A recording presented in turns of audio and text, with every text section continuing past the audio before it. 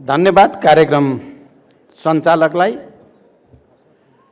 यो निकै उत्साहवर्धक र भव्य कार्यक्रमका अध्यक्ष तथा ऊर्जा जलस्रोत र सिँचाइ मन्त्री शक्ति बहादुर बस्नेतज्यू, मञ्चमा रहनुभएका सबै अतिथिगण, प्राधिकरणका सबै कर्मचारीहरू, यो कार्यक्रममा उपस्थित सम्पूर्ण विदेशी अतिथिहरू, पत्रकार मित्रहरू र उपस्थित सम्पूर्ण महानुभावहरू,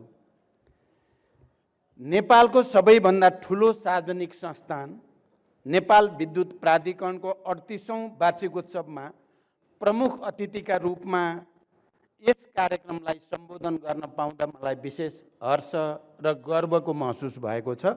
म यहाँहरू सबैलाई अभिवादन भन्न चाहन्छु। यस महत्त्वपूर्ण क्षणमा म नेपाल विद्युत प्राधिकरणको सञ्चालक समितिका अध्यक्ष एवं ऊर्जा जलस्रोत तथा सिँचाइ मन्त्री, सञ्चालक समितिका सदस्यहरू, नेपाल विद्युत प्राधिकरणका कार्यकारी निर्देशक र यस संस्थामा कार्यरत सम्पूर्ण कर्मचारीहरूका साथै आम नेपाली जनता समेतमा हार्दिक बधाई ज्ञापन गर्न चाहन्छु। उज्यालो नेपालको अविच्छिन्न यात्रा मार्फत नेपालको उज्यालो भविष्य निर्माणमा अविचलित प्रतिबद्धता साथ जुट्नु भएकोमा यस महत्त्वपूर्ण कार्यमा तपाईहरूसँग ऐक्यबद्धता प्रकट गर्न पाउँदा मैले विशेष हर्षको महसुस गरेको छु।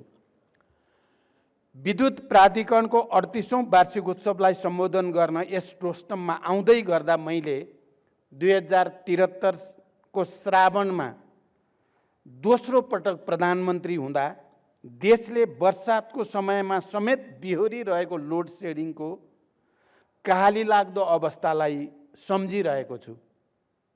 त्यसबेला बिजुलीको पहुँच भएको ठाउँमा दिनमा कतिपय ठाउँमा 18 घण्टासम्म लोड सेडिङ हुने गरेको थियो भने देशका करिब 40% जनतामा 40% जनता विद्युतको पहुँचभन्दा बाहिर थिए।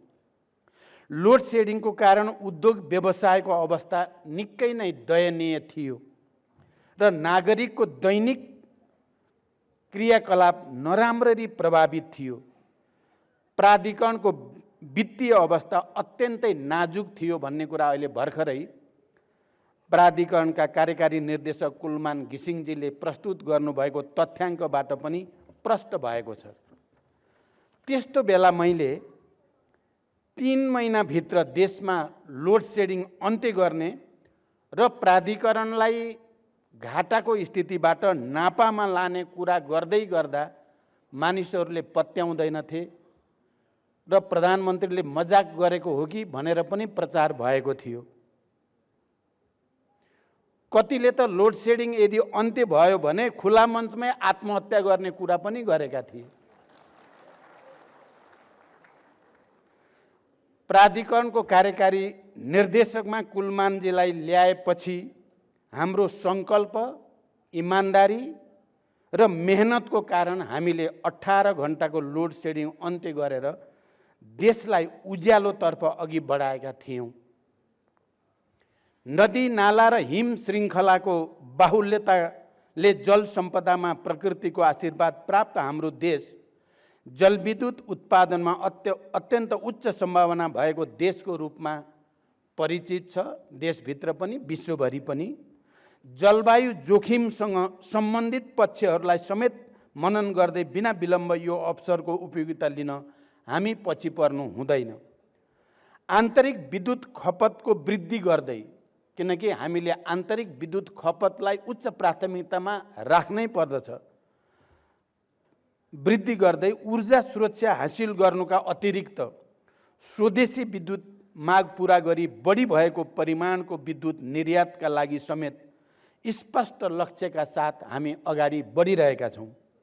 नेपालको जलविद्युत विकासमा उल्लेखनीय सहभागिता मार्फत विद्युत उत्पादनको बढ्दो हिस्साका लागि योगदान पुर्याइरहेका निजी क्षेत्रको उत्पादित विद्युत समेत खरिद गरिरहेको नेपाल विद्युत प्राधिकरणले आफै वा आफ्ना सहायक कम्पनीहरू मार्फत आगामी दिनमा विद्युत उत्पादनका क्षेत्रमा सशक्त र अग्रणी भूमिकामा आफूलाई प्रस्तुत गर्दै जाने अपेक्षा र विश्वास मैले लिएको छु। योग्य र सक्षम जनशक्ति भएको नेपाल विद्युत प्राधिकरणको संलग्नतामा आगामी दिनमा 1200 मेगावाट क्षमताको बुढीगण्डकी जलाशय युक्त परियोजना तथा 10,800 मेगावाट क्षमताको बहुआयामिक कर्णाली चिसापानी जस्ता ठुला जलविद्युत आयोजनाहरूको निर्माण अघि बढाउने सोच र योजनाका साथ नेपाल सरकार अघि बढिरहेको अवस्था तपाईहरूसँग राख्न पाउँदा मलाई विशेष हर्ष र गर्वको महसुस भएको छ। मैले पहिलोचोटि प्रधानमन्त्री हुँदा नै मेगा कुनै प्रोजेक्ट अगाडि बढाउने सपना देखेको थिएँ र त्यसमध्येको कर्णाली चिसापानी 10,000 भन्दा बढी मेगावाटको सपना थियो। अहिले प्राधिकरणसँग कुरा गरेर अब हामी त्यसको ठोस रूपमा अध्ययन प्रक्रिया अगाडि बढाउँदैछौँ। यो सम्पूर्ण नेपालीहरूको निम्ति खुसी र गर्वको विषय हो भन्ने मलाई महसुस भएको छ। जलविद्युत आयोजनाहरूको समय सीमाबद्ध विकास र सोसँग सम्बन्धित सम्पूर्ण ऊर्जा संरचनाको निर्माणमा नेपाल सरकारको उच्चतम प्राथमिकता, सदाशयता र सहयोग रहने प्रतिबद्धता पनि म यस अवसरमा व्यक्त गर्न चाहन्छु। यसका लागि सरकारले नयाँ विद्युत ऐन र अन्य आवश्यक नीति निर्देशिका ल्याउन समेत कुनै कसर बाँकी राख्ने छैन भन्ने विश्वास पनि व्यक्त गर्न चाहन्छु। ऊर्जा सुरक्षालाई पनि एकीकृत राष्ट्रिय सुरक्षाकै अङ्गको रूपमा लिँदै जलविद्युतको प्रचुर उत्पादनबाट हरित स्वच्छ ऊर्जा उत्पादकका रूपमा नेपालको अन्तर्राष्ट्रिय जगतमा समेत परिचय स्थापित गरी सन् 2045 सम्ममा शून्य कार्बन उत्सर्जन गर्ने प्रतिबद्धता पूरा गर्न कार्ययोजनाका साथ अघि बढ्नु पर्दछ। नेपालले ग्रिन हाइड्रोजन उत्पादन र प्रयोगमा पनि विशेष ध्यान केन्द्रित गर्नुपर्ने बेला आइ नै सकेको छ। सरकारले चाँडै नै ग्रिन हाइड्रोजन सम्बन्धी नीति जारी गर्दैछ, जुन आफैमा दूरगामी महत्त्वको घोषणा हुनेछ। ग्रिन हाइड्रोजन व्यापारिक रूपले सम्भाव्य हुने अवस्थामा नेपाल हरित ऊर्जाको केन्द्र बन्नेछ।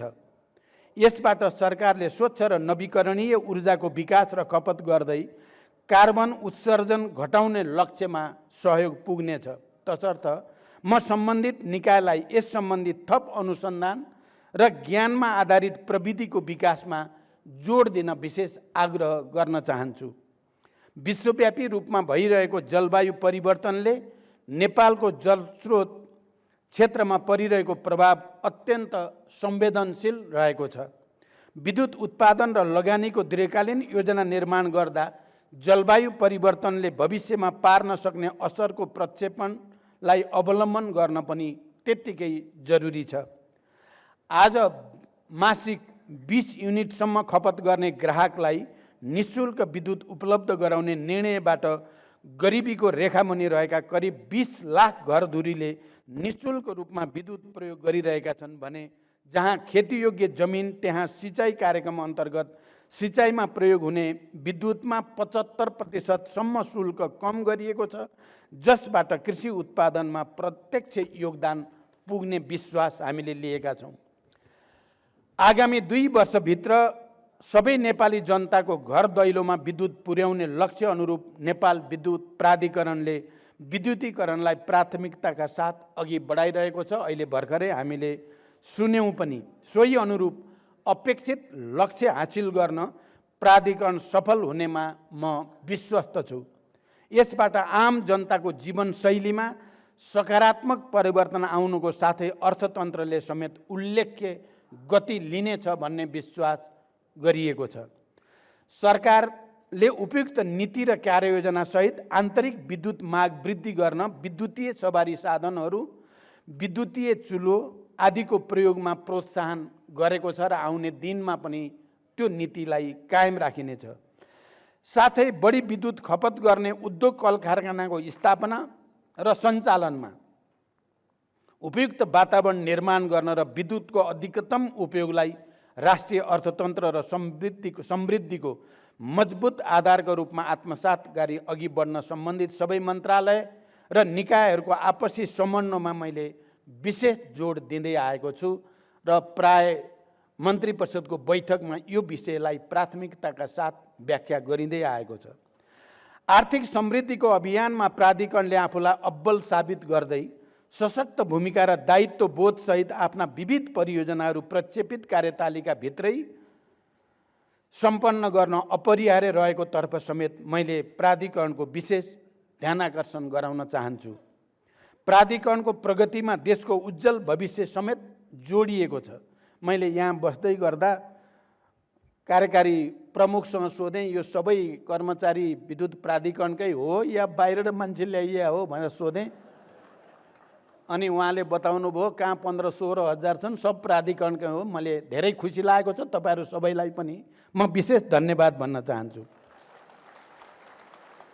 त्यसैले यो संस्थाले जनतालाई गुणस्तरीय सेवा दिन कम लागतमा आयोजनाहरू निर्माण गरी विद्युतको मूल्य नियन्त्रण गर्न, औद्योगिक विकासका लागि पर्याप्त गुणस्तरीय विद्युत उपलब्ध गराउन आफूलाई अब्बल साबित गर्नु आजको प्रमुख जिम्मेवारी हो। यसतर्फ आवश्यक स्रोत व्यवस्थापन लगायत सरकारका तर्फबाट नेपाल विद्युत प्राधिकरणलाई पुर्याउनु पर्ने अन्य कुनै पनि सहयोगमा कमी हुन नदिन म पूर्ण प्रयासरत र प्रतिबद्ध रहनेछु। स्वदेशमा उत्पादित जलविद्युतलाई आन्तरिक माग पूरा गरी अन्तर्देशीय बजारको पहुँच दिलाउन मैले भारत भ्रमणका क्रममा मेरा समकक्षी प्रधानमन्त्री श्री नरेन्द्र मोदीजीसँग भएका समझदारीलाई दीर्घकालीन विद्युत व्यापारको एक महत्त्वपूर्ण माइलस्टोन कोसे ढुङ्गाको रूपमा लिएको छु। देशले आउँदो 10 वर्षमा जलविद्युतको तीव्र विकास र अधिकतम स्वदेशी खपतबाट व्यग्रतापूर्वक ठुलो आर्थिक रूपान्तरणको तयारी र प्रतीक्षा गरिरहेको छ। हाल करिब 450 मेगावाट विद्युत निर्यात भइरहेको अवस्थाबाट नेपालको विद्युत निर्यातलाई 10,000 मेगावाटसम्म पुर्याउने गरी द्विपक्षीय सम्झौतामा नेपाल र भारत बीच प्रारम्भिक हस्ताक्षर भइसकेको सन्दर्भलाई दक्षिण एसियाकै विद्युत व्यापारको क्षेत्रमा उल्लेखनीय पहलकदमीको रूपमा हेरिएको छ। यसबाट नेपालमा जलविद्युत लगानीको थप उपयुक्त वातावरण निर्माण भएको छ भने दीर्घकालीन विद्युत व्यापारका लागि स्वदेशी तथा अन्तर्देशीय प्रसारण संरचनाको तयारी पूरा गर्न एवं विश्वसनीय कार्ययोजना तर्जुमा गर्न हौसलाका साथै सम्बन्धित मन्त्रालय र सबै सरकार निकायहरूको समन्वयपूर्ण योगदान आवश्यक रहन्छ। मित्र राष्ट्र भारतसँगको उक्त समझदारीलाई मूर्त रूप दिन हाम्रा सम्बन्धित निकायहरू भारतीय पक्षसँग पनि लगातार सम्पर्क र समन्वयमा छन् भने सोका लागि अपरिहार्य रहेको अन्तर्देशीय प्रसारण संरचनाहरूको योजना र निर्माणमा दुवै देशका तर्फबाट आवश्यक कार्यहरूले गति लिन थालिसकेका छन्। बुटोल गोरखपुर 400 केबी प्रसारण लाइन निकट भविष्यमै निर्माणको चरणमा जाने गरी नेपाल र भारत दुवैतर्फ आवश्यक कार्य अघि बढिरहेको छ। थप 2 नेपाल भारत 400 केबी प्रसारण लाइनहरू इनरुवा पूर्णिया र दोधारा बरेलीको निर्माण प्रारूप आगामी 2 महिनाभित्र ऊर्जा सचिव स्तरीय संयन्त्र मार्फत सहमतिमा पुर्याउन मैले आवश्यक निर्देशन दिइसकेको छु। यसै वर्षायामभित्र नेपाल बङ्गलादेश विद्युत व्यापार सुरु हुने गरी नेपाल भारत र बङ्गलादेशका सम्बन्धित निकायहरूबीच सम्झौतामा हस्ताक्षरको अन्तिम तयारी भइ नै रहेको छ र अन्तर्देशीय प्रसारण संरचनाको निर्माणमा त्रिपक्षीय समझदारी जुटाई उल्लेख्य परिमाणमा नेपाल बङ्गलादेश विद्युत व्यापारलाई भविष्यमा क्रमशः बढाउँदै लैजाने परिस्थिति बनेको छ। हालै मैले एफएओको सम्मेलन अन्तर्राष्ट्रिय सम्मेलनमा इटालीमा रोममा बङ्गलादेशका प्रधानमन्त्रीसँग मेरो गम्भीर संवाद भयो र यसलाई बढाउँदै लैजाने बडो उत्साहपूर्ण प्रतिबद्धता बङ्गलादेशको रहेको कुरा पनि म यहाँ जानकारी गराउन चाहन्छु।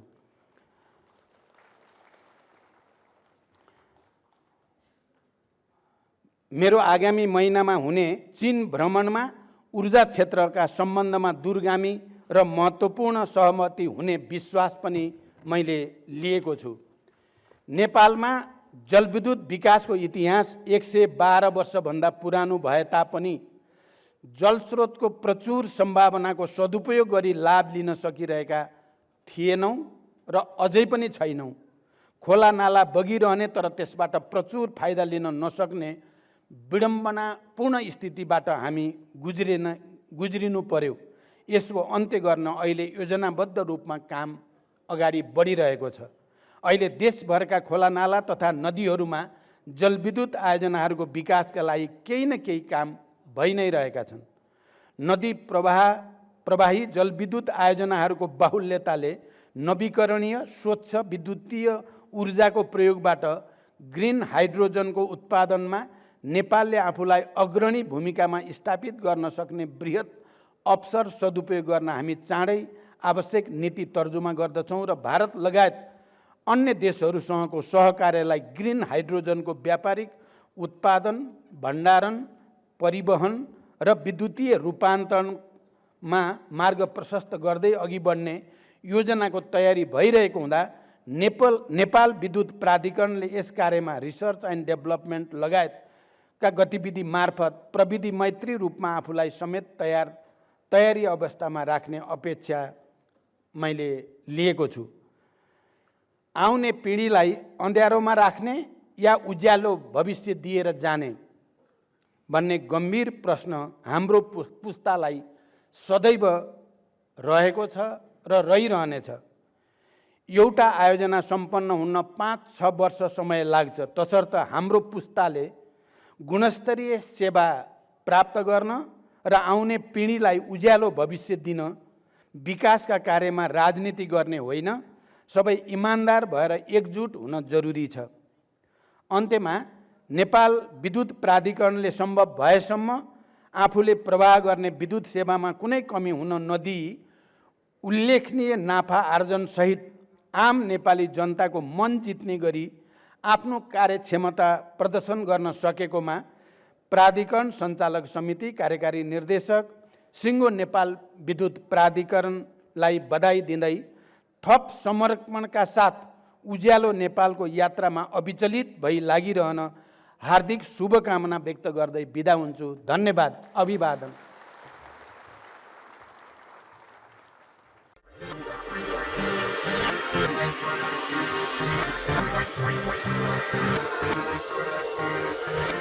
back.